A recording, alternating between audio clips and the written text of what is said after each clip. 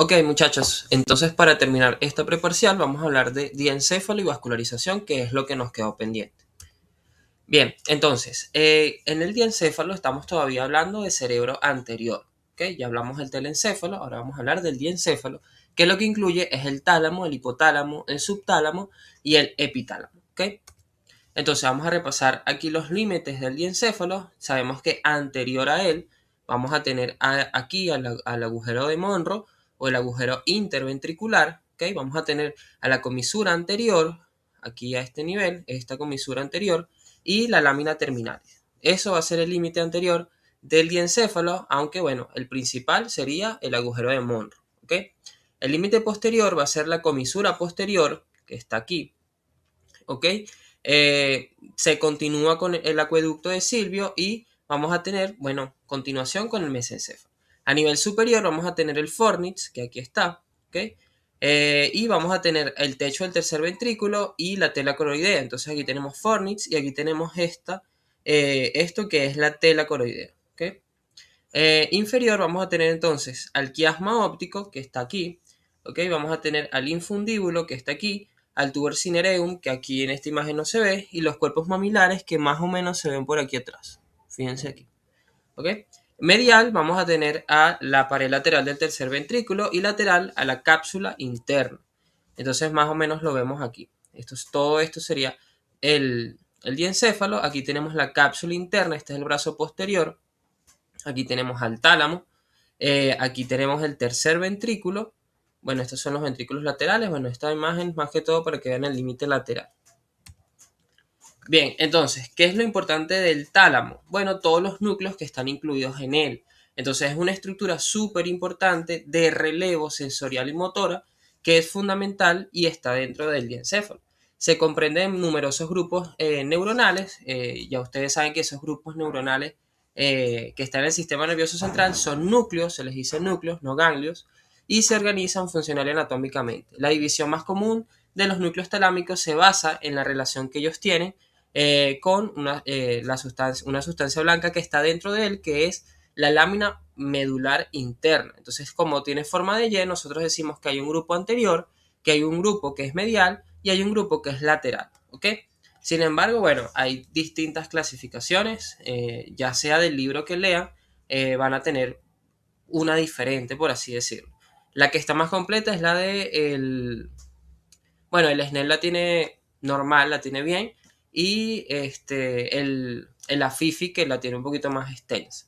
Pero bueno, nosotros vamos a hablar aquí de un grupo anterior, de un grupo lateral, de un grupo medial y de un grupo intralaminar, ¿ok? Y bueno, también incluye aquí los cuerpos geniculados, que son los que están posterior, que son los cuerpos geniculados medial y lateral. Bien, el grupo anterior está ubicado dentro de esta bifurcación de la lámina medular interna, ¿ok? Aunque tienen nombres propios, podemos decir que tenemos el anterior ventral, anterior medial y anterior dorsal. En general se dice simplemente grupo anterior, porque bueno, funcionalmente hacen casi lo mismo, ¿ok? O bueno, hacen prácticamente lo mismo. Por eso es que yo les pongo aquí que generalmente lo que les pueden preguntar es que este grupo anterior es el que se encarga de recibir la mayor parte de su información de los cuerpos geniculados a través del fascículo mamilotalámico. Entonces, ustedes tienen que saber que el grupo anterior es el que recibe al tracto mamilotalámico, ¿ok? Entonces lleva información de los cuerpos mamilares que están en el hipotálamo hacia el grupo anterior del tálamo, ¿ok? Entonces hay conexiones y estas se proyectan al giro del cíngulo, que es una parte importante del sistema límbico. Cuando veamos sistema límbico vamos a ver que hay todo un circuito que de los cuerpos mamilares va al grupo anterior del tálamo y del grupo anterior del tálamo va al giro del cíngulo, que ya nosotros lo vimos en corteza. El grupo anterior del tálamo está directamente implicado en la memoria episódica porque contribuye a la formación y el recuerdo de eventos y experiencias personales, el aprendizaje y las emociones porque participa en la modulación del estado de ánimo y la conducta emocional, ¿ok? Porque, bueno, como ya les dije, está muy estrechamente vinculado al sistema límbico. El grupo medial, en este grupo medial vamos a tener un gran núcleo, que es el núcleo dorsomedial, ¿ok? Entonces este grupo dorsomedial, que es este que vemos aquí, ¿ok? Está situado medial a la lámina medular interna y está junto a la pared del tercer ventrículo. Entonces, el núcleo dorsomedial es importante porque es un centro de integración crucial, especialmente para funciones cognitivas superiores y la respuesta emocional. Entonces, lo que les pueden preguntar es que el grupo medial o este núcleo dorsomedial recibe información de áreas del sistema límbico, como el hipotálamo y la amígdala, y recibe información de otros núcleos talámicos, como los intralaminares. Es decir, que en este núcleo dorsomedial va a estar recibiendo también información de los núcleos intralaminares o de otros núcleos talámicos. Pero que es más importante aún, que él tiene conexiones bidireccionales hacia la corteza prefrontal. Eso sí lo han preguntado. Tienen que acordarse que el dorso medial tiene conexiones bidireccionales con la corteza prefrontal, ¿ok? Que es la principal conexión y es esencial para su función. Entonces ya podemos intuir que el grupo o el núcleo dorsomedial tiene funciones cognitivas, porque como va a la corteza prefrontal y es la que tiene que ver con el juicio, con la toma de decisiones, la planificación, la memoria de trabajo, bueno, y otras funciones ejecutivas, entonces este núcleo dorsomedial es importante para eso. Tiene funciones en el afecto y las emociones, para el estado de ánimo y los estados subjetivos, y una integración también visceral, pero bueno, las más conocidas son las dos primeras que les dije. La integración visceral también actúa como un relevo que integra la información visceral interna del cuerpo, regulada por el hipotálamo, cuando veamos sistema autónomo, y bueno, al final va a ser lo mismo, que va a llevar al procesamiento cognitivo superior. Y un grupo que no preguntan tanto, pero es el grupo mediano, ¿sí? Sería el que está más en la línea media de todo. Acuérdense que esta es la conexión intertalámica que hay aquí, y por aquí está entonces el núcleo mediano. Son grupos pequeños, están pocos definidos, incluyendo estos núcleos que realmente no los nombran. Tienen aferencias del hipotálamo y la amígdala, y tienen aferencias a la corteza del cíngulo y al hipocampo. ¿Ok? ¿Y qué tiene que ver? O sea, ¿qué funciones tiene este grupo mediano? Bueno, integración visceral y emocional, tiene funciones en la alerta y en la memoria, y en la modulación afectiva. Ok, ahora el grupo lateral, es bien importante que se lo sepan completo. En el grupo lateral es todo esto que está aquí. Nosotros lo vamos a dividir en una fila que está dorsal, sería esta de aquí, y una fila que está ventral, que sería esta de aquí. ¿Okay? Esa fila dorsal vamos a tener el núcleo lateral dorsal, lateral posterior, y vamos a tener aquí al pulvinar.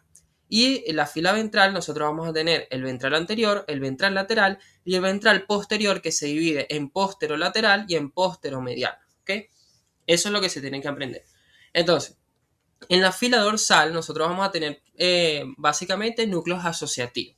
El núcleo lateral dorsal está relacionado principalmente con el sistema límbico, este que está aquí, a través de proyecciones hacia la corteza del lóbulo parietal. Entonces, el lateral dorsal se conecta con la corteza del lóbulo parietal. ¿Okay? Participa en la orientación espacial y en la modulación de las emociones. El lateral posterior tiene entrada de otros núcleos talámicos y proyecta áreas de asociación.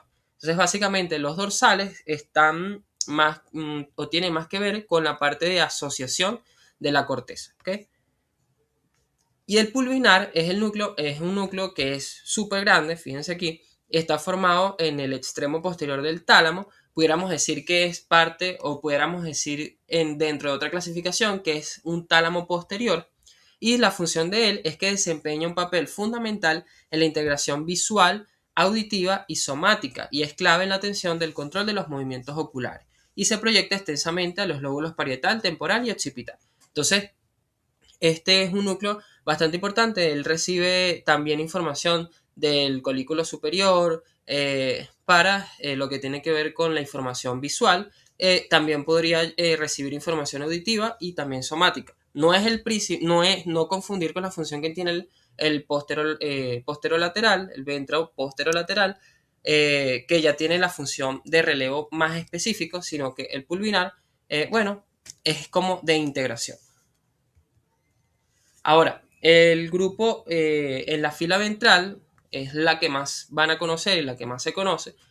Son las principales estaciones de relevo para la información que se dirige a la corteza motora y la corteza somatosensorial. Entonces, tenemos el ventral anterior y el ventral lateral, básicamente son motores, solo que el ventral anterior es relevo motor también, y recibe información principalmente de los ganglios basales y se proyecta a la corteza premotora y motora suplementaria, y es importante para la planificación e inicio del movimiento. ¿Okay? Y el ventral lateral, como hemos visto en cerebelo, recibe básicamente información del cerebelo y proyecta la corteza motora primaria para la ejecución y la coordinación de los movimientos. Ahora, el grupo lateral, bueno, tenemos al ventro posterolateral y el ventro posteromedial. El posterolateral son lo que recibe cuerpos y extremidades. Básicamente recibe el tracto espinotalámico para el dolor, la temperatura y el tacto grueso. Y el menisco medial que, bueno, sabemos que es para el tacto fino, la vibración y la propiocepción. Entonces, su función es relevar toda la sensibilidad somática del cuerpo. ¿Okay? El relevo somatosensorial, que es el siguiente tema que vamos a ver, bueno, todo está gracias a ese ventro posterolateral. Y el núcleo ventral posteromedial solamente es para la cabeza y la cara y recibe el tracto trigémino talámico para el dolor, la temperatura y el tacto de la cara. Entonces todo lo que tiene que ver con la cabeza y la cara lo recibe el posteromedial. Y además de eso también recibe relevo del gusto. ¿Okay? Entonces la función de este posteromedial sería la sensibilidad somática de la cara y el gusto. Súper importante. Ok, y están otros núcleos además como los intralaminares, donde está el centro mediano, que sería este, el parafascicular, el paracentral, el central medial y lateral. Realmente lo más importante es que sepan que hay núcleos intralaminares, quizás el más importante de ellos que se podrían aprender es el centro mediano, pero ellos están o su función principalmente son los niveles de conciencia y la alerta de la persona. Entonces están dentro de la lámina medular interna, como ya lo vemos aquí, y comparten la función de pertenecer al sistema activador reticular ascendente, que es el SARA, que los mantiene despiertos. ¿Okay? Esto significa que están involucrados en la regulación del estado de vigilia y conciencia porque proyectan de forma difusa la corteza cerebral, activándola de manera generalizada. Entonces vamos a leer el centro mediano. Es el mayor de todos los que están intralaminares, recibe aferencia de la formación reticular, de la corteza motora y las vías del dolor, espinotalámico. Bueno, y su función es la integración motora y la alerta de la persona, o sea, activa los ganglios basales para la iniciación del movimiento, contribuye al estado de vigilia y alerta de la persona y la modulación en el dolor crónico. Entonces, bueno, en conclusión, apréndanse que los intralaminares tienen que ver con la conciencia y la alerta de la persona.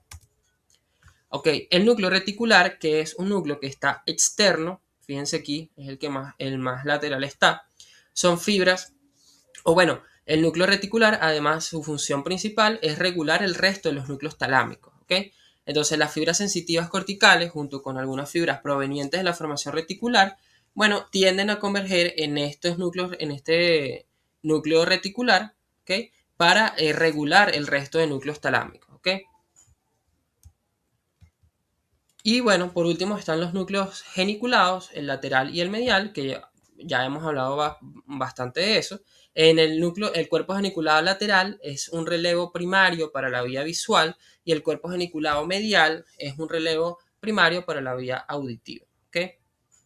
Aquí está uno y aquí está. Aquí está el medial, aquí está el lateral. Bien, esto se los traigo como se los había pasado por el grupo. Es un plus porque es la clasificación funcional que vamos a ver en el siguiente tema. ¿Ok? Son los núcleos de relevo específicos, simplemente se los pongo para que los vayan leyendo y si pueden aprendérselo, mejor, por si acaso sale una pregunta relacionada a eso. Pero bueno, en general los más importantes son los núcleos de relevo específico, son los que ya hemos visto, el núcleo ventral posterolateral, posteromedial, el geniculado lateral y el medial, ¿ok? Que tienen que ver con la sensibilidad del cuerpo, la cabeza y el gusto, la visión y la audición, ¿ok?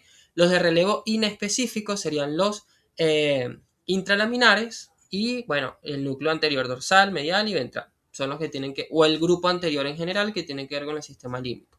Ah, me faltó los núcleos de relevo específico motor. Tenemos dos tipos, sensorial y motor. Los del motor son los núcleos ventral anterior y el ventral lateral, que ya ustedes saben que reciben información de los núcleos de la base y del cerebelo.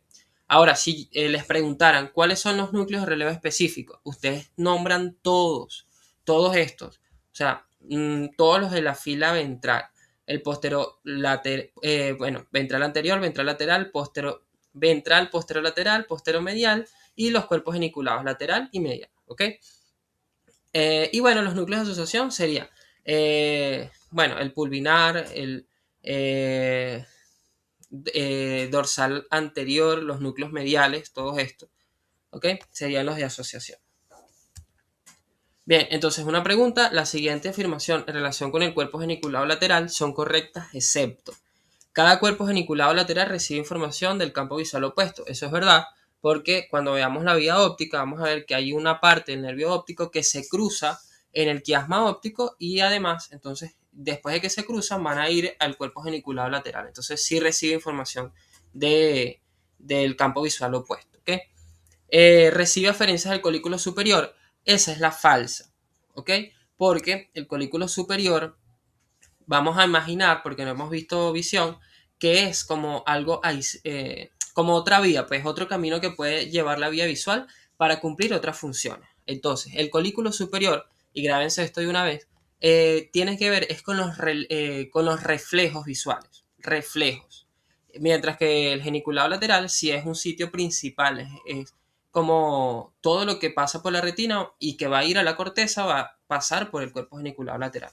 Entonces, bueno, imagínense dos cosas diferentes. El geniculado lateral es la vía principal para llegar a la corteza y el colículo superior es una vía también, pero que nos sirve para los reflejos. Bien, entonces esta es la falsa. Las fibras aferentes del cuerpo geniculado lateral son los axones de células ganglionares de la retina, eso es correcto, y los cuerpos geniculados laterales poseen un núcleo compuesto por 6 capas de células nerviosas. También es correcto, solo que bueno, no han visto visión. Pero bueno, esta pregunta la encontré en el primer parcial, entonces igual se las trae. Envía aferencias hacia la corteza visual ubicada en el lóbulo occipital. Esto si ustedes lo saben. ¿Dónde está la corteza visual? En el lóbulo occipital. Entonces la incorrecta sería esto.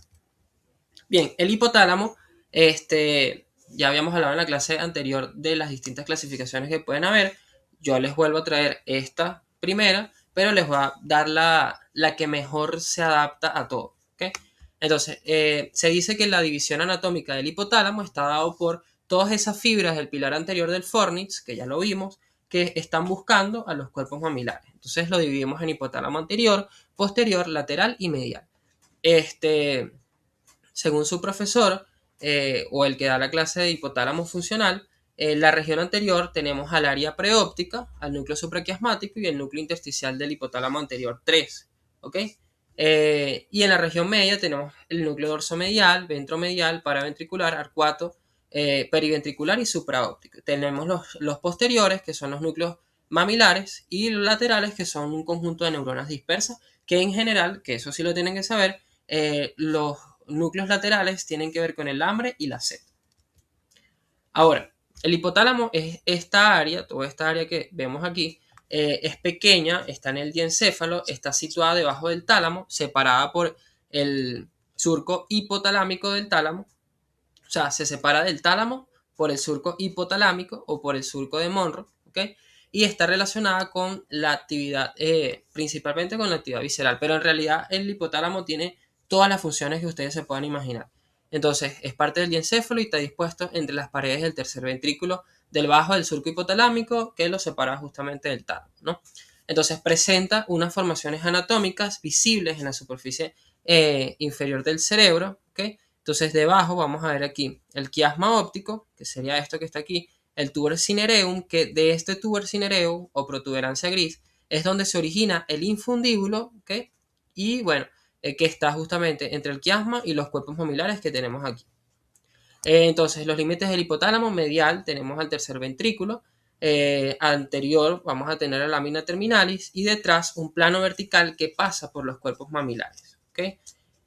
Lo más posterior del hipotálamo, los cuerpos mamilares. Y arriba el tálamo va a estar separado por este surco de Monro. Bien, ahora esto sí tiene más sentido. Desde una perspectiva de medial a lateral, el hipotálamo se puede dividir en 3 zonas paralelas. ¿Ok? Entonces, la división, vamos a tener un tálamo, una parte más anterior o rostral, una posterior o caudal, y aplicada a los núcleos del área hipotalámica medial, que es la que define las 4 regiones principales. Entonces, imagínense un cuadrado, o sea, imagínense todo el hipotálamo, imagínense que tenemos una parte medial, esa parte medial es la que nosotros vamos a poder dividir en las diferentes regiones o en 4 regiones principales. Entonces, esta imagen que estamos viendo aquí es toda la parte medial del hipotálamo. Entonces, si nosotros pasamos una línea, ¿ven? Pasamos una línea por aquí, en esta área medial, esta área, pasamos una línea por aquí, vamos a tener anterior a esa línea lo que es el área preóptica, ¿ok? Esto sería el núcleo preóptico o el área preóptica. Si pasamos una línea por aquí, ¿ok? Vamos a hacer otra división, entonces vamos a tener la región anterior o supraquiasmática, fíjense porque está encima del quiasma óptico, aquí está. Luego, si pasamos una línea por aquí, vamos a tener otra porción de esa área medial, que sería la media o tuberal, ¿ok? Y posterior, si pasamos otra línea por aquí, vamos a tener una parte posterior o mamilar, porque es donde están los cuerpos mamilares. Entonces, que se entienda otra vez. Bueno, además tenemos un área periventricular, que ya la vamos a ver aquí. Esta es la área periventricular. ¿Por qué? Fíjense que aquí tenemos un núcleo, que es el núcleo periventricular, que no es lo mismo que paraventricular. Peri y para es diferente. Periventricular porque es el que está más pegadito al tercer ventrículo, ¿ok? Tenemos el área medial, que es la que pudimos dividir en las 4 regiones, y tenemos un área lateral, que en esta imagen pues no se ve, que sería el preóptico lateral y el lateral del hipotálamo. Espero que así sí se entienda. Entonces, aquí vamos a tener el área anterior, ¿ok?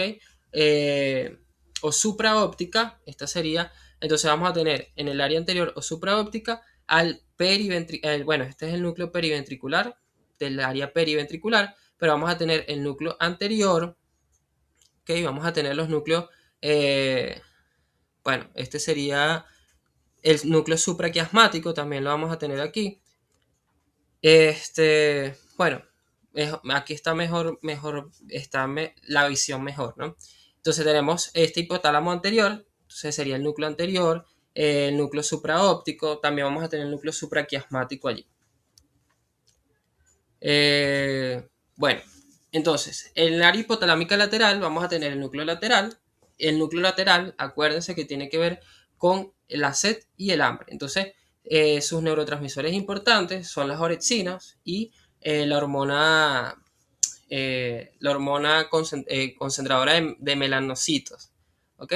Y la proyección principal que ella tiene es proyecciones difusas a la corteza y al tronco encefálico. Y la función que él tiene, importante, es la inducción del hambre, ¿ok? El área preóptica vamos a tener preóptico medial, preóptico lateral, otro núcleo preóptico que es el mediano y el núcleo intersticial anterior del hipotálamo, que bueno, es un núcleo que interviene en la diferenciación sexual o en el dimorfismo sexual.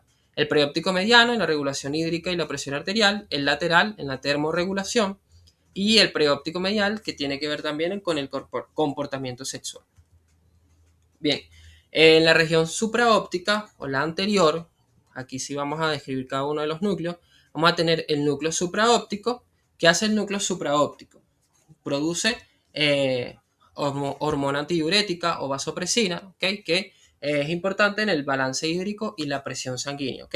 Entonces, otra cosa que les iba a decir, el núcleo supraóptico y paraventricular, ambos van a producir vasopresina y oxitocina, solo que uno está predominantemente produciéndola, ¿ok? Entonces el paraventricular es el que se encarga de producir mayormente la oxitocina. El núcleo anterior tiene que ver con la termorregulación, o sea, disipa el calor. Disipa el calor y además tiene que ver con la parte parasimpática del sistema nervioso autónomo. Eso es importante, eso sí es importante que lo sepa. O sea, el hipotálamo anterior tiene que ver con la termolisis, o sea, vamos a disipar calor. Y además tiene que ver con el sistema nervioso parasimpático. Eso significa que el hipotálamo posterior tiene que ver con la termogénesis, vamos a conservar calor, y además tiene que ver con el sistema nervioso simpático. Ok, ahora el núcleo supraquiasmático es el reloj biológico, okay, que regula los ritmos circadianos. Que quede claro súper bien esto. De hecho, este cuadro deberían aprendérselo bien.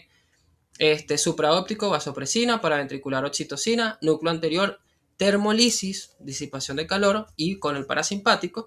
Y el supraquiasmático es el reloj biológico que regula los ritmos circadianos.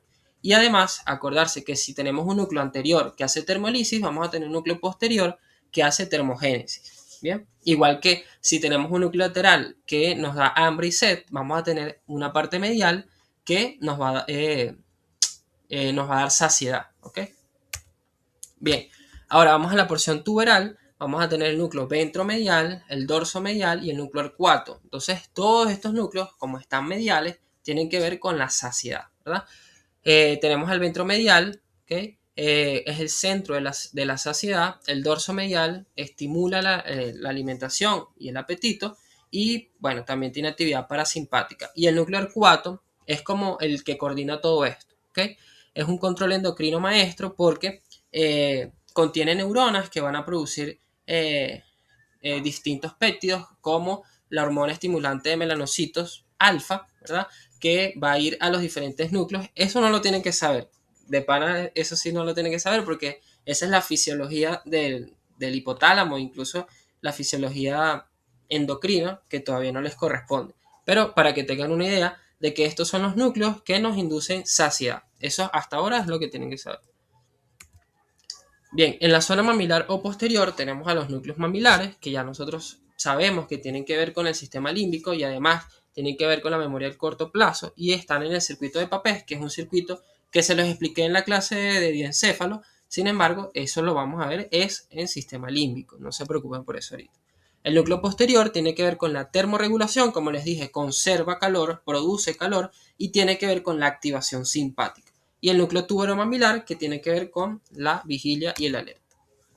Bien, entonces tenemos las diferentes funciones del hipotálamo. Tiene control endocrino porque regula la hipófisis anterior y regula la hipófisis posterior. Acuérdense que la hipófisis anterior es la que secreta las diferentes hormonas y la posterior simplemente almacena oxitocina y vasopresina para después liberar.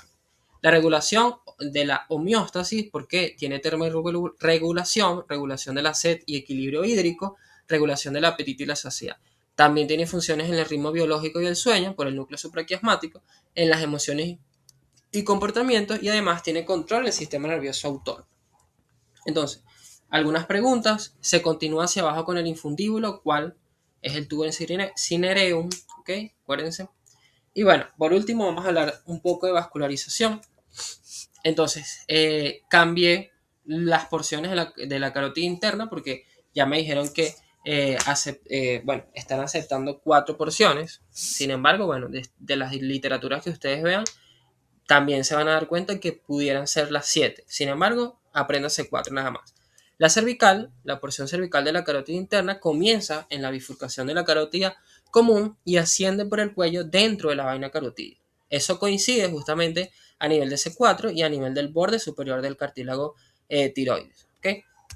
No da ramas a ese nivel. Luego tenemos la porción petrosa, que es donde ella entra, la porción petrosa del temporal, y da algunas arterias que no se las van a preguntar en verdad, que son las carotillo-timpánicas y la arteria vidiana, que es una arteria que va para el conducto carotídeo. ¿Okay?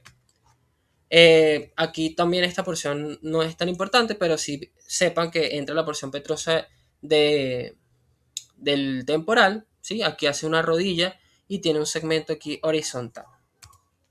Ahora, esta sí es más importante porque en el seno cavernoso apréndanse las estructuras que él tiene, pero además en este seno él hace una curva y es donde se llama, o lo que se llama el sifón carotídeo, hace forma de S.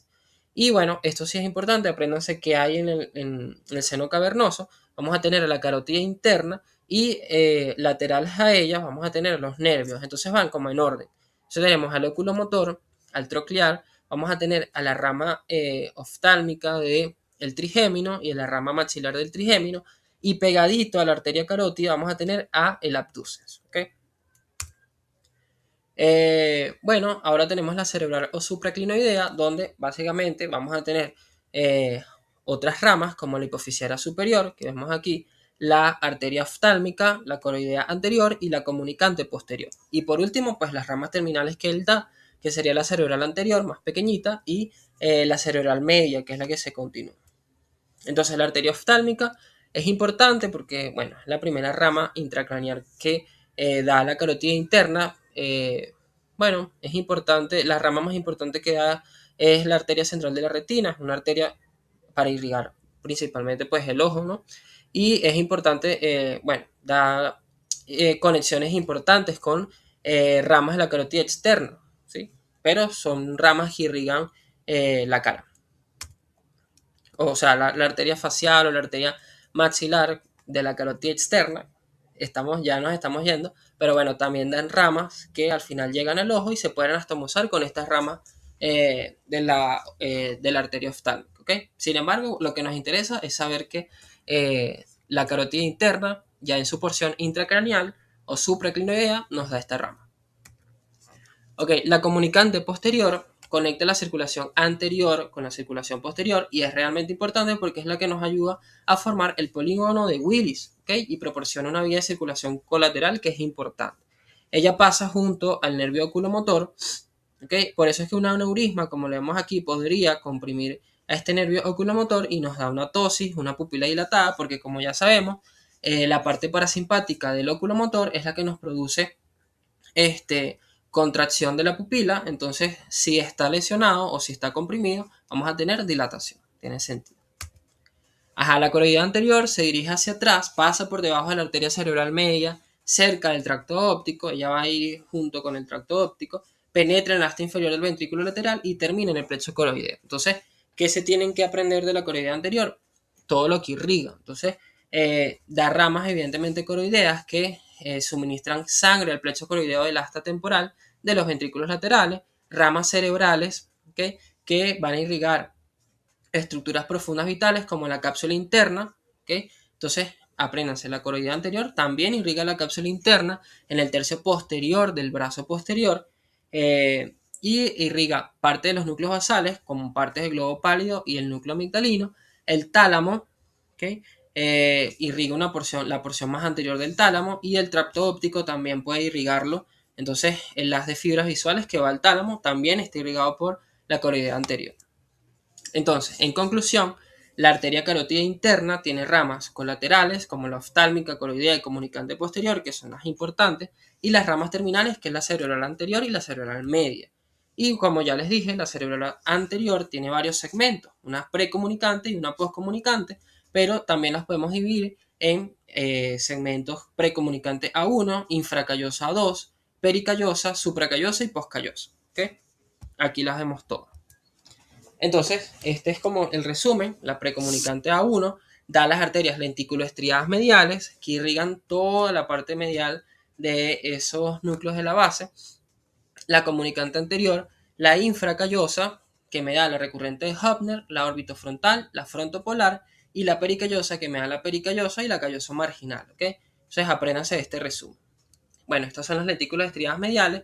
En general vienen del segmento A1, de la arteria cerebral anterior, y de la comunicante anterior, y entonces irrigan la parte medial del estriado. Eso es todo.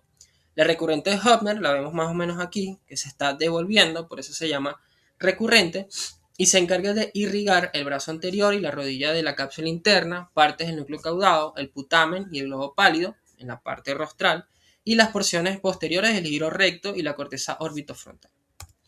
Bien, aquí tenemos la arteria orbitofrontal que va a irrigar más o menos toda esta parte de aquí abajo, ¿okay? Irriga la corteza orbitofrontal medial y el giro recto del cerebro, que ya lo vimos en corteza. ¿Okay? La frontopolar surge a nivel de la rodilla del cuerpo calloso. Vamos a ver, aquí está la frontopolar. Irriga la mayor parte del polo del lóbulo frontal, ¿okay? Del polo frontal aquí. Y la calloso marginal es la rama mayor de la arteria cerebral anterior, pasa hacia atrás y arriba y emite ramas frontales internas antes de terminar en la rama paracentral, ¿ok? O en la arteria paracentral, que aquí está, alrededor del lóbulo paracentral, ¿ok? Entonces, si se acuerdan, ya las divisiones de los diferentes lóbulos que nosotros vimos aquí. Y la arteria pericallosa, que es la rama terminal de la cerebral anterior, cruza bastante cerca del cuerpo calloso y da origen a la arteria paracentral, que también puede derivar de la arteria calloso marginal, como ya lo vimos en la anterior lámina, y la arteria pericallosa termina como una rama precuña que irriga el giro precuña del lóbulo parietal. ¿Okay? Entonces, más o menos aquí lo vemos. Bien, entonces la cerebral anterior, para terminar con ella, va a tener un territorio de irrigación. Entonces, ¿qué me está irrigando? Fíjense que la cerebral anterior irriga toda la parte medial, excepto una pequeña franja, que es esta, ¿sí?, de la parte lateral del cerebro. ¿Okay? Entonces, bueno, irriga la superficie medial del hemisferio, ¿okay?, extendiéndose hasta la fisura parieto-occipital. ¿Okay? Más o menos por aquí. Bueno, las áreas que irriga el lóbulo paracentral contiene centros corticales para el movimiento y la sensación de la extremidad inferior contralateral. Es decir, si ustedes les dicen que se lesionó la arteria cerebral anterior, tienen que pensar en un trastorno en extremidades inferiores contralaterales a la lesión. ¿Okay? ¿Por qué? Bueno, porque a este nivel, esto que está irrigado de rojo, si imaginamos el homúnculo motor, que, bueno, lo vamos a ver en somatosensorial, esta es la parte donde están las neuronas que irrigan las extremidades inferiores. ¿Okay? Bueno, y una oclusión, bueno, aquí hablan básicamente de las consecuencias. Una oclusión unilateral, lesión afecta al hemisferio correspondiente, a la extremidad inferior contralateral, lo que les dije, y una oclusión bilateral, hay una parálisis y deterioro sensorial bilateral de las extremidades inferiores. ¿Okay? Ok, vamos con la cerebral media. Es la continuación o rama principal de la arteria carótida interna. Tiene otros segmentos también, súper importante. El M1, que es esfenoidal o horizontal. El M2 o insular. El M3 opercular y el M4 cortical. Creo que los más importantes serían que sepan el M1 y el M2. ¿Por qué el M1? Bueno, el M1 inicia justamente en la bifurcación de la arteria carótida interna y discurre lateralmente, digamos que aquí inicia la cerebral anterior, aquí inicia la cerebral media, fíjense que entonces va horizontal. Lateralmente en un plano axial a través de la cisura de Silvio, aquí está la cisura de Silvio y aquí está. Y paralelo al ala del esfenoides, que sería el hueso, pero no lo vemos aquí. Entonces, esta parte esfenoidal o horizontal da importantes arterias lenticuloestriadas o perforantes. Entonces, estas que vemos aquí. Esta parte horizontal me da las lenticuloestriadas laterales, porque ya vimos que las mediales venían de aquí.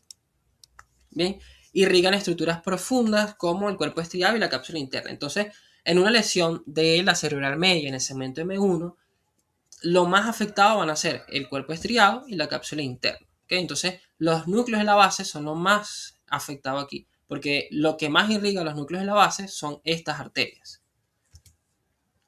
Bien, entonces, esta M1 esfenoidal horizontal irriga los núcleos de la base, ¿verdad? Y de la cápsula interna. Existe además una arteria perforante que es rama de la arteria cerebral anterior, que ya la conocemos, que es la recurrente de Hopner, que también irriga. Y a su vez, las arterias lentículas estriadas se dividen en mediales y laterales. ¿Okay? Entonces tendríamos mediales aquí y laterales. Pero en general, una lesión en M1 afecta todo esto. ¿Okay? Entonces irriga el putamen casi por completo. Vean aquí. El globo pálido, principalmente el segmento externo, lo ven aquí, porque el segmento más medial o el globo pálido medial está principalmente irrigado por la recurrente de Hopner. ¿Ok? Entonces, la cápsula interna, el brazo anterior y bueno, irriga la rodilla de la cápsula interna, una porción posterior del brazo posterior y la sustancia perforada anterior. ¿Okay? Bien, el M2 ya es más sencillo, es la parte insular porque está en el lóbulo de la ínsula y se va a dividir en una parte superior y una parte inferior. Entonces, una rama recorre todo el lóbulo de la ínsula para irrigar toda esta parte, una parte superior de los hemisferios y esta va por abajo para irrigar la parte inferior de los hemisferios. ¿Okay? Luego tenemos la M3, que es opercular, son las ramas de la arteria cerebral media que irrigan la superficie de la ínsula y se dirigen a lo largo de los opérculos, ¿okay? Hacia el borde más lateral y superficial de la cisura de Silvio. Y luego está la cortical o terminal, que son las ramas que van a irrigar todo, digamos, toda la corteza de ese nivel. ¿Okay? Sobre la superficie cortical lateral del cerebro e irriga gran parte de los lóbulos frontal, parietal y temporal. ¿Okay? Entonces, el AM4, la parte superior da la arteria rolándica, que va para la cisura de Rolando, la arteria precentral, que está irrigando, bueno, todo lo que es el giro precentral, la arteria prefrontal, la orbitofrontal lateral, ¿okay? Fíjense todas las ramas que da ahí. Y la inferior, entonces daría la poscentral, si esta es la superior, esta es la inferior. Aquí debería dar una arteria postcentral, solo que esta es una gráfica, no las pone todas, pero me da una arteria postcentral, una parietal posterior, esta sí la pone, ¿ok? Y una arteria temporal, que me da una arteria temporal anterior, media y posterior. Apréndanse esto. Entonces, en conclusión, la arteria cerebral media va a irrigar toda la superficie lateral del hemisferio, excepto la tira que está irrigando la cerebral anterior, ¿ok? Y por supuesto, todo lo que irriga la cerebral posterior, que sería el lóbulo occipital, y una franja inferolateral del lóbulo temporal, ¿ok? Pero todo esto lo está irrigando la arteria cerebral media. Ahora, la circulación posterior está dada por la arteria vertebral. Son las dos arterias vertebrales que al final se van a unir para formar la arteria basilar, ¿ok? Entonces, ¿dónde se origina la arteria vertebral? En la arteria subclavia. Y ella va a ir, o sea, ella va a entrar de C6 a C1, va a entrar por los agujeros de los procesos transversos y va a ascender dentro de esos agujeros, ¿ok? Ya a nivel de C1, donde se empiezan a unir, donde entra el agujero magno, se une y forma la arteria basilar, ¿ok? Entonces, esta arteria basilar, súper importante, se forma por la unión de dos arterias vertebrales en el extremo caudal o inferior del puente, aquí, a este nivel. Y discurre en el surco pontino, que ya lo habíamos visto, a lo largo de la superficie ventral del puente. Y termina, en la terminación se va a dividir en el extremo rostral o superior del puente en las dos arterias terminales que son las cerebrales posteriores. Entonces, cuando se unen las arterias vertebrales en el borde inferior del puente, tenemos la arteria basilar. Y la arteria basilar termina en el borde superior del puente, donde da las arterias cerebrales posteriores. O sea que la arteria basilar solamente está en el puente. ¿Qué les iba a poner aquí? La arteria cerebral, la arteria vertebral va a dar ramas también, que son las espinales anteriores, eso sí es importante. Principalmente, ella es la que siempre da la arteria espinal anterior. ¿Por qué? Porque la arteria vertebral me da dos ramas, una de cada uno, y esas dos ramas se unen para formar la arteria vertebral anterior. La espinal posterior generalmente también la da, pero la espinal anterior puede venir de otra arteria, ¿ok? También me da la cerebelosa posterior inferior o la pica, ¿ok? Es la rama más grande de la arteria vertebral y que irriga una parte crucial del cerebelo. Y también da ramas meningias que irrigan las meninges de la fosa posterior. Entonces, ¿qué se tienen que aprender bien? Bueno, que la arteria vertebral me da la arteria espinal anterior siempre por las uniones de dos ramas de las arterias vertebrales, que me da la pica y que me da, bueno, las arterias meningias y, bueno, la espinal posterior generalmente la pudiera dar. Apréndanse esas cuatro ramas. Y bueno, obviamente ustedes saben que la unión de las dos me forma la arteria basilar. De resto, más nada aquí es importante. La arteria basilar que ya la dijimos. Bueno, la arteria basilar también me va a dar arterias penetrantes paramedianas. Bueno, van a ser todas estas, las circunferenciales cortas también, que van a irrigar la zona paramediana de la porción basal del puente y el tegmento pontino adyacente. ¿Okay? Entonces, bueno, son los tipos de ramas que da: las circunferenciales paramedianas, las circunferenciales cortas, en estas, y las circunferenciales largas. Pero bueno, esto no es tan importante. Ya vamos a ver las ramas que sí se tienen que aprender bien. Ok, y son las circunferenciales largas. Entonces, ¿cuáles son las arterias o las ramas de la arteria basilar que más nos interesan? En principio, la arteria laberíntica, ¿okay? Que va a irrigar al oído interno. Y bueno, en general, pues se origina de la arteria basilar, pero también podría venir de la aica o de la pica. ¿Okay? Y la arteria laberíntica, bueno, acompaña al nervio, el facial y el vestíbulo coclear, que entran por el agujero timpánico, ¿verdad? Y bueno, la otra sería la aica, la cerebelosa anteroinferior, que va a irrigar al cerebelo inferior y también irriga un poco al tronco encefálico, ¿ok? Y la arteria cerebelosa superior, que irriga al cerebelo superior, ¿ok? Entonces son las tres arterias ramas de la arteria basilar que se tienen que aprender bien: la laberíntica, la aica y la cerebelosa superior. Porque les podrían preguntar, epa, ¿de dónde viene la pica? Ustedes saben que es la vertebral, y la aica de la basilar. Entonces, en conclusión, la arteria vertebral, que me da ramas meningias, espinal posterior y espinal anterior, y la pica, se une con la otra arteria vertebral para formar la arteria basilar, que me da la arteria pontina, la laberíntica, la aica, la cerebelosa superior y la cerebral posterior, que es su rama terminal, que es la que vamos a hablar. se origina en el 70% de la arteria terminal de la basilar, ¿ok? Y bueno, pasa alrededor del pedúnculo cerebral, el mesencéfalo. Entonces ellas se van a anastomosar con la comunicante posterior y se encarga de la irrigación de la cara medial del lóbulo temporal y la cara lateral y medial del lóbulo occipital. O sea, la arteria cerebral posterior irriga al 100% el lóbulo occipital, ¿ok? Y unas ramas coroideas posteriores que irrigan la porción posterior de los plexos coroideos. Entonces la arteria cerebral posterior tiene su origen en la bifurcación de la arteria basilar y dicha arteria da vascularización a toda la corteza occipital, así como el sistema límbico y la cara medial del lóbulo temporal. Entonces, fíjense cómo esta es la más sencilla. En verdad lo que tienen que aprenderse es que está irrigando o que una lesión de ella pues va a dejar ciega a la persona porque irriga justamente las áreas de la visión. ¿Ok? Entonces las ramas terminales, una rama medial que irriga la corteza visual, unas ramas laterales que va a dar a la superficie medial del lóbulo temporal y unas ramas profundas o perforantes que, bueno, irriga pedúnculo cerebral, cuerpos mamilares, irriga tálamo también, los cuerpos geniculados lateral y tálamo posterior. Entonces, como que por asociación o por lógica sabemos que si los cuerpos geniculados son los que están más posteriores y lo más posterior o lo que está más posterior está irrigado por la cerebral posterior, entonces ya por ahí sacamos que este cuerpo genicular lateral está irrigado por una arteria perforante o profunda en la cerebral posterior. Pero como siempre, hay porciones, entonces también se las pongo. Tenemos la arteria cerebral posterior, se divide en precomunicante, o sea, antes de que se anastomose con la comunicante posterior, ¿ok? Y da arterias perforantes, tal o tálamo perforantes, que irrigan mesencéfalo, región anteromedial del tálamo y los cuerpos mamilares.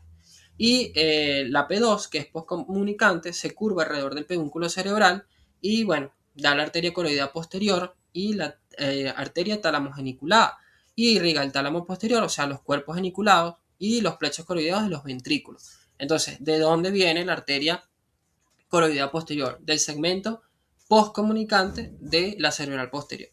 Y ya las demás no son tan importantes, pero igual están, que sería la cuadrigeminal, se extiende hasta la cisterna cuadrigeminal y, bueno, da ramas para el tectum y el esplenio del cuerpo calloso. Y la P4, que es cortical, irriga toda la parte de la corteza visual.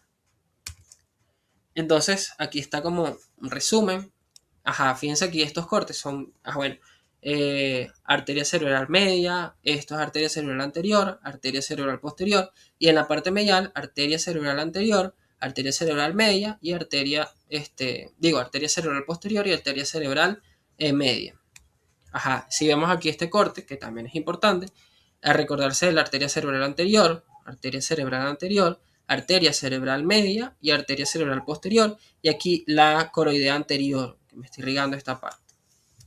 Cuando hay trastornos de inervación en miembro inferior izquierdo por un evento cerebrovascular isquémico, se afirma que está localizado en el territorio de qué arteria. Ya les había dicho hace rato que toda la parte o la franja de la corteza que tiene las neuronas que inervan el miembro inferior está irrigado por la arteria cerebral anterior. Entonces la respuesta sería arteria cerebral anterior. Pero como es el miembro inferior izquierdo, tenemos que pensar en la contralateral, ¿ok? Entonces sería la arteria cerebral anterior derecha, ¿ok? Esa sería la respuesta correcta. Mosca aquí. Se lo subrayé porque aquí arriba había puesto el checkmark. Bien, en cuanto a las venas del encéfalo, vamos a dividirlas en venas cerebrales, en venas superficiales, en venas profundas y en los distintos senos venosos, ¿ok? Entonces, para que se les haga más fácil, vamos a hablar de las venas cerebrales externas, que las dividimos en las superiores, que son todas las que van a drenar la parte lateral de los hemisferios y van a drenar al final en el seno sagital superior. Vamos a tener la vena cerebral externa, media, superficial, que drena en el seno cavernoso, y la media profunda, que fíjense aquí, vayan haciendo como una especie de sumas. Entonces, la media profunda va a drenar la ínsula, entonces la vena se va a unir con la cerebral anterior, con la vena cerebral anterior y la vena estriada para formar la vena basal. Y esta vena basal se une a la magna y la magna se va a unir al seno recto. Entonces, hacen una suma. Cerebral media profunda más cerebral anterior más estriada da igual a cerebral o la vena basal, perdón, la vena basal de Rosenthal. Y esa vena de Rosenthal se va a unir a la vena magna para drenar en el seno recto, ¿ok? Fácil. Entonces, las superiores al seno sagital superior. La media superficial al seno cavernoso y la media profunda, uniéndose a la cerebral anterior y a la estriada, forma la vena basal. Y la vena basal drena en la vena magna, que drena en el seno recto. Bien, o sea, aquí más o menos resumimos los sistemas. El sistema superior, las venas cerebrales superiores, drenan toda esta superficie superolateral de los lóbulos frontal y parietal. Aquí está, y se unen en el seno sagital superior.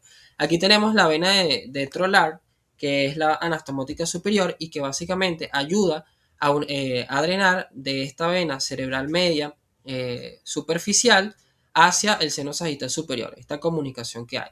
Y además tenemos la anastomótica inferior o de la B, que une esta vena cerebral media superficial o drenarla de una vez en el seno recto, ¿ok? Entonces, perdón, en el seno transverso, ¿ok? Entonces, estas anastomóticas lo que ayudan es a comunicar directamente toda esta sangre venosa de una vez hacia los senos. Entonces, bueno, la superior une sagital superior con la cerebral media superficial y la anastomática inferior o de la B une vena cerebral media superficial con el seno transverso. ¿Okay? Y bueno, ya vamos a ver el sistema profundo donde vamos a tener las arterias cerebrales anteriores y la cerebral media profunda, ¿okay? Que drenan en el seno recto. Pero ya vamos a ver cómo lo hace. Porque esas venas cerebrales internas, entonces son dos. ¿Okay? Las dos venas cerebrales internas están formadas por la unión de una vena tálamo estriada con la vena coroidea en el agujero interventricular. Y estas dos venas tienen un trayecto posterior a la tela coroidea del tercer ventrículo y se unen por debajo del rodete del cuerpo calloso para formar la vena cerebral magna, que al final va a drenar en el seno recto. Pero está súper difícil así, entonces otra vez hagan la suma. Una vena tálamo estriada más una vena coroidea van a formar la vena cerebral interna. ¿Ok? Ahora, una vena cerebral interna, derecha e izquierda, se unen para formar la vena cerebral magna o de Galeno. Y estas venas cerebrales, la vena cerebral de Galeno drena en el seno recto. ¿Ok? ¿Quedó claro? La suma. Entonces, tálamo estriada más coroidea se unen, forman la vena cerebral interna. ¿Ok? Ahora, después, esta vena cerebral interna derecha se une con la izquierda y me forma la vena cerebral magna. Y esa magna drena en el seno recto. ¿Ok? Ahora, estos son como los drenajes específicos. Entonces, ¿qué significa? Bueno, el Snell lo describe así. Dice, el mesencéfalo, ¿quién lo drena? Bueno, toda la sangre del mesencéfalo va a drenar en la cerebral magna o de Galeno y en el seno petroso superior e inferior. El puente, ¿quién lo drena? Bueno, el seno basilar y el seno petroso inferior. La médula oblongada o el bulbo raquídeo, ¿quién lo drena? Bueno, las venas espinales se pueden ir por ahí o el seno petroso inferior. Y en general, o todo el tronco, van a ir al seno transverso, el seno sigmoideo y el seno petroso inferior. Ya vamos a hablar de los senos. Y aquí están los senos venosos. Entonces, hay muchos, fíjense, el longitudinal superior, que es el sagital superior, el inferior, que es el seno sagital inferior, ¿okay? El seno cavernoso, que ya lo habíamos mencionado, el seno petroso superior inferior, que está más o menos a este nivel, el esfeno parietal, el recto, el seno recto, que es este, la tórcula o la prensa aerófilo, que también le llaman, que es la confluencia de todos esos senos, el seno transverso, el seno sigmoideo, que tiene forma sigmoidea, y al final ese seno sigmoideo es el que me origina aquí a la vena yugular, ¿no? Bueno, también hay otros senos como el occipital y el seno marginal. Bien, entonces, estos senos venosos están entre la capa perióstica y la capa meningia de la dura madre, o sea, están entre las dos capas de la dura madre y conducen, son conductos de baja presión para el retorno del flujo venoso y poseen recubrimiento de endotelio y carecen de válvulas. Entonces, tenemos un drenaje superior y central, que es el seno sagital superior, fíjense aquí, ¿ok? En el margen superior de la hoja del cerebro, que drena las venas cerebrales superficiales y el líquido cefalorraquídeo por las granulaciones aracnoideas. El seno sagital inferior, que está en el borde inferior de esta hoja del cerebro, y bueno, se une la vena cerebral magna también, ¿ok? Para formar el seno recto. Entonces, aquí viene otra suma. La vena cerebral magna más el seno recto, el seno sagital inferior me forman el seno recto, ¿ok? Y la vena cerebral magna, ¿cómo estaba formada? Bueno, otra vez por la talamoide striada más coroidea, que me da la cerebral interna, y la cerebral interna derecha más izquierda me forman la cerebral magna. Sin olvidarnos de que en la cerebral magna también drena la vena basal o de Rosenthal. ¿Okay? Y por último el seno recto, que es está en la unión de la voz del cerebro y desemboca este seno recto, que está más o menos por aquí, desemboca en la confluencia de los senos o lo que es la prensa de Ehrhoff. ¿Okay? Bien, los senos venosos. Tenemos la confluencia de los senos o la prensa de Erófilo, que es el punto de unión donde desembocan el seno sagital superior, el seno recto y el seno occipital. ¿Ok? Entonces, más o menos aquí. Entonces, vamos a tener un drenaje a este nivel, que sería el seno cavernoso, que aquí está. Y ya tenemos aquí el seno cavernoso, del que ya hablamos, el seno petroso superior, el seno petroso inferior. ¿Ok? Bueno, este seno venoso superior, que está en el borde anterior de la tienda del cerebelo, ¿ok? A este nivel, y el seno petroso inferior, que se extiende desde el clivus, que aquí está, y bueno, la porción petrosa del temporal, ¿ok? Y conecta entonces el seno cavernoso con el golfo de la yugular. Eso quiere decir que el seno petroso inferior puede desembocar en la yugular interna, ¿ok? Donde se está formando la yugular interna. Bueno, aquí básicamente vemos una imagen donde están todos, sagital superior, sagital inferior, aquí el seno recto, la confluencia de los senos, de la confluencia de los senos sale el seno transverso, seno sigmoideo y al final terminamos en la vena yugular interna. En cuanto a las arterias de la médula espinal, bueno, las principales es la longitudinal anterior, que si se acuerdan, la longitudinal anterior viene de la arteria espinal, o es la arteria espinal anterior que viene de las arterias vertebrales.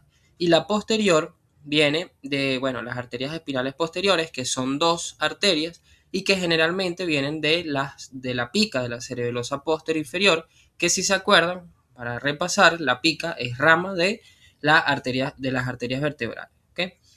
Y bueno, hay unas arterias segmentarias como la arteria de Adam-Kiewicz, que bueno, vienen de las arterias intercostales, principalmente de T9 a L2.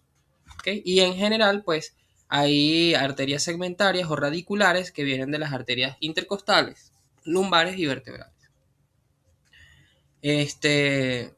Bueno, esto es un sistema venoso de la médula espinal, un sistema venoso interno o intramedular que, bueno, hay una o dos venas espinales anteriores y una o dos venas espinales posteriores que corren de manera longitudinal a lo largo de la médula y recogen toda la sangre del centro de la médula espinal y lo vacían en todo lo que es el plexo venoso vertebral interno. Tenemos el plexo venoso vertebral interno, ¿okay? Es el componente más importante, es una red de venas que se encuentra en el espacio epidural y bueno, se extiende desde el cráneo, donde se conectan. Todo este plexo venoso vertebral interno puede drenar en el seno marginal y en el plexo venoso basilar. Y bueno, al final tenemos las conexiones con la circulación sistémica, que son que estas venas vayan a las venas radiculares y llevan esa sangre desde el plexo vertebral interno hacia el canal vertebral y al final todas estas venas vacían en venas sistémicas adyacentes como las intercostales, las lumbares y las venas vertebrales, ¿okay? Que bueno, van a ir al final a la vena cava. Ok, en cuanto a la regulación de la circulación cerebral, vamos a tener bastantes formas de regulación. Entonces tenemos factores intrínsecos que son propios, ¿okay?, del cerebro.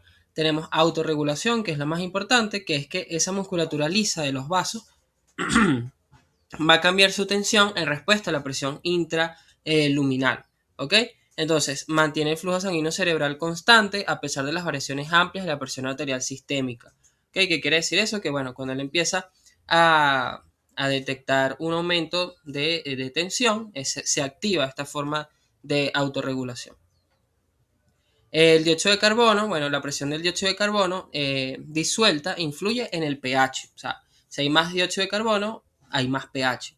Y esto va a causar una vasodilatación. Aumenta el flujo sanguíneo cerebral si la presión del dióxido de carbono es alta, ¿okay? Y hay una vasoconstricción cuando hay una disminución de la presión del dióxido de carbono. ¿Okay?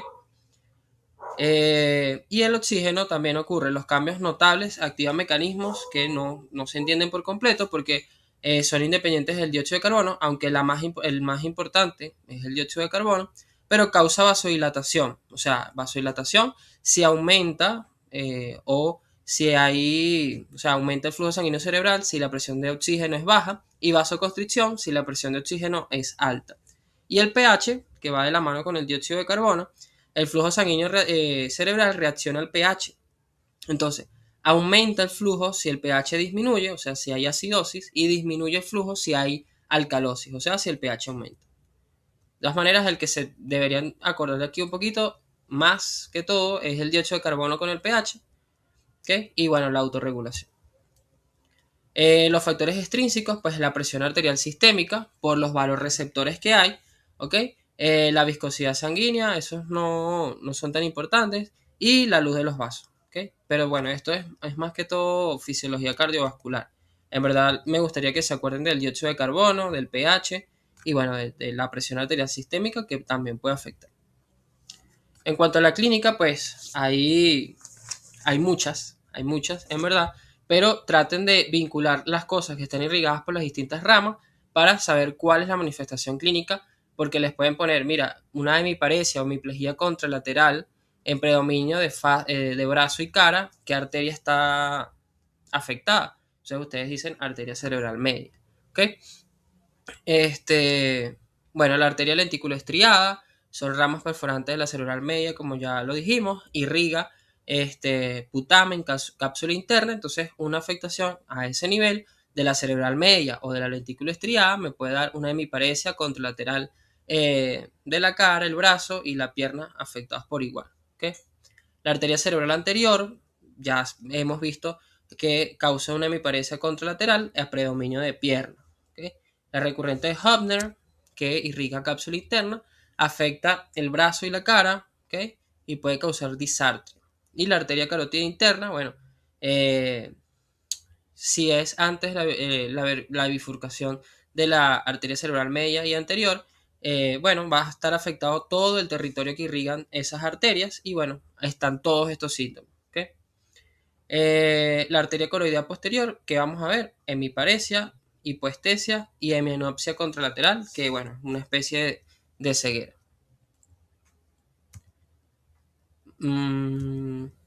Ok, en cuanto al sistema ventricular, simplemente para recordar cuáles son los ventrículos que nos están dando origen: el telencéfalo, el ventrículo lateral, el diencéfalo, el tercer ventrículo, el mesencéfalo, el acueducto, metencéfalo, cuarto ventrículo, mielencéfalo, cuarto ventrículo, y médula espinal termina en el conducto central. Entonces, este sistema ventricular van a estar conectados el ventrículo lateral con el otro ventrículo lateral. Esto lo pueden preguntar, ¿qué los une o qué hay en el medio de ellos dos? El septum pelúcido. ¿Y qué los une el tercer ventrículo? El agujero de Monro, que también es llamado agujero interventricular. Y el tercer ventrículo con el acueducto, por medio del acueducto de Silvio, se conecta con el cuarto ventrículo, donde tenemos los forámenes de Magendie en la línea media y dos laterales de Luschka, donde sale ese líquido cefalorraquídeo hacia el espacio subaracnoideo. ¿Okay? Entonces, bueno, estos ventrículos ya los hemos... bueno, el ventrículo lateral tenemos un asta anterior, que sería todo lo que está por delante del agujero interventricular. Tenemos un cuerpo, tenemos el atrio. Este es un atrio donde confluyen el cuerpo, el asta posterior y el asta inferior. Y bueno, tenemos un asta posterior y un asta inferior. ¿Okay? El asta anterior tiene en su techo la superficie inferior del cuerpo calloso, en su parte anterior, en el piso o en el suelo, la cabeza del núcleo caudado. Todo esto, toda esta parte de aquí sería el piso, ¿sí? Donde está justamente la cabeza del núcleo caudado. Y medial vamos a tener el septum pellucidum, que ya lo vimos.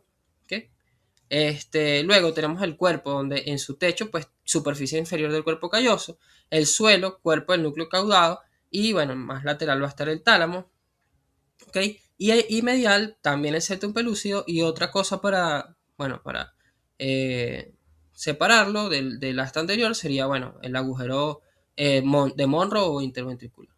Y el asta posterior, techo y lateral son las fibras del tapetum del cuerpo calloso, que ya habíamos hablado que el tapetum del cuerpo calloso son todas esas radiaciones o fibras que salen del cuerpo calloso, y por fuera las radiaciones ópticas, que son, bueno, parte de la vía óptica. Y en esta parte posterior hay dos elevaciones, que está el bulbo del asta posterior por las fibras del forceps mayor y el espolón calcarino, que está dado por el surco calcarino. Sin embargo, bueno, les puedo dar medio seguridad que esto no lo pregunto. El asta inferior, bueno, tenemos el techo, que es la superficie inferior del tapetum del cuerpo calloso, ¿ok? Otra vez, son las fibras que salen del cuerpo calloso, y por la cola del núcleo caudado. Y el suelo está lateralmente a la eminencia colateral y medialmente al hipocampo. Entonces, sabemos que este es el asta inferior, medial vamos a tener al hipocampo, ¿ok? Y lateral, pues las eminencias colaterales. Ok, el plecho coroideo se proyecta en el cuerpo del ventrículo lateral a través de una brecha ubicada entre el cuerpo y el fornix, ¿ok? Y en la superficie superior del tálamo, o sea, más o menos por aquí, o sea, por todo esto y por todo esto está ese plecho coroideo ahí proyectado. De todas maneras, vamos a verlo por aquí. En el tercer ventrículo ya lo habíamos hablado en la parte de diencéfalo, lo vamos a tocar, y el cuarto ventrículo lo vimos eh, en la parte de tallo, ¿ok? Bien, a ver qué más.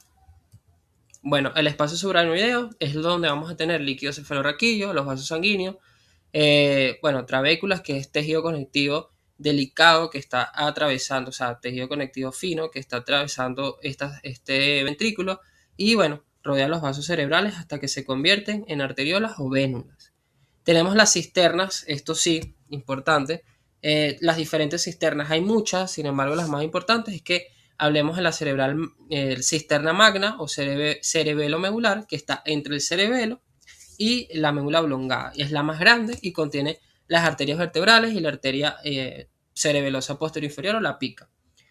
También hay cisternas pontinas, está la interpeduncular, que está entre los dos pedúnculos cerebrales, la cisterna quiasmática, que está superior al quiasma óptico, la cuadrigeminal, ¿okay?, que está posterior al mesencéfalo, donde están los colículos, ¿ok?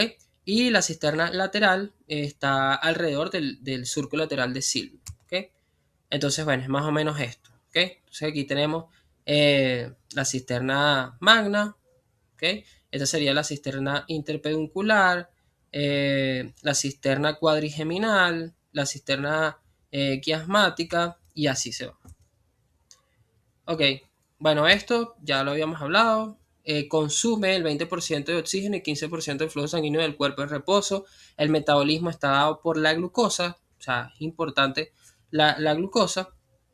La barrera hematoencefálica, bueno, ya la hemos visto, está formada por uniones estrechas, y bueno, es eso. El líquido cefalorraquídeo, sí me importa que recuerden esto, tiene un volumen alrededor de 150 mililitros y que está, bueno, ubicado en los ventrículos, es claro e incoloro, similar al plasma, con sales inorgánicas disueltas, tiene glucosa, aproximadamente la mitad de la concentración en la sangre, tiene proteínas en muy baja cantidad. A ver, la presión normal se mantiene constante en alrededor de 60 a 150 milímetros de mercurio. ¿Qué otra cosa? Que sí me gustaría que... Ajá, la velocidad de lo que él cambia, ¿no? La velocidad de producción se produce 0,5 mililitros por minuto. A ver, esta es la composición que ellos tienen. Estas son las funciones que tiene, bueno, amortiguar, nutrir el sistema nervioso, reserva y ayuda a la regulación de los contenidos del cráneo, proporciona estabilidad mecánica, sirve como vía de secreciones pineales para llegar a la hipófisis. ¿Okay? Ajá. Se produce a una velocidad de 0,5 mililitros por minuto. ¿Qué más? Ajá, el volumen total 150, con un tiempo de recambio, que esto es importante, de aproximadamente 5 horas. O sea, cada 5 horas se está recambiando ese líquido cefalorraquídeo. Y bueno, aquí está la forma de circulación. Entonces, empezamos en el plecho coroideo, se produce, va a los ventrículos laterales, por el agujero de Monro al tercer ventrículo, por el acueducto al cuarto ventrículo, y por este cuarto ventrículo, a través de los agujeros de Luschka y Mayendi, van al espacio subaracnoideo, entran aquí, a este nivel, y del espacio subaracnoideo, gracias a las granulaciones o vellosidades aracnoideas se reabsorbe a el seno sagital superior, y del seno sagital superior va a, bueno, la confluencia de los senos, seno transverso, seno sinoideo, vena yugular, y va a la circulación sanguínea. Ok, la influencia vasodilatadora más poderosa sobre los vasos sanguíneos cerebrales es disminución de la presión de oxígeno, aumento de la presión del dióxido de carbono, aumento de la concentración de hidrogeniones. Entonces, si nos acordamos, si aumenta la presión de dióxido de carbono es porque también hay un aumento de la concentración de hidrogeniones. Entonces, esta sería la B y la C. ¿Ok? De todas maneras, recordemos aquí los factores que influyen. ¿Están? Ajá, aquí. Oxígeno. Vasodilatación, si es baja el oxígeno, claro, vamos a vasodilatar para tratar de que llegue más sangre porque no tenemos oxígeno. Vasoconstricción, si hay una presión de oxígeno muy alta. Por ahí lo pueden llevar. Y dióxido de carbono. Vasodilatación, si hay una presión de oxígeno de dióxido de carbono alta. ¿Okay? Y vasoconstricción, si es baja. ¿Okay? Y eso va con el pH. Si el pH está alto, o sea, hay acidosis, vamos a aumentar el flujo sanguíneo, va a haber vasodilatación. Y si hay alcalosis, o sea, el pH está bajo, vamos a disminuir el flujo sanguíneo.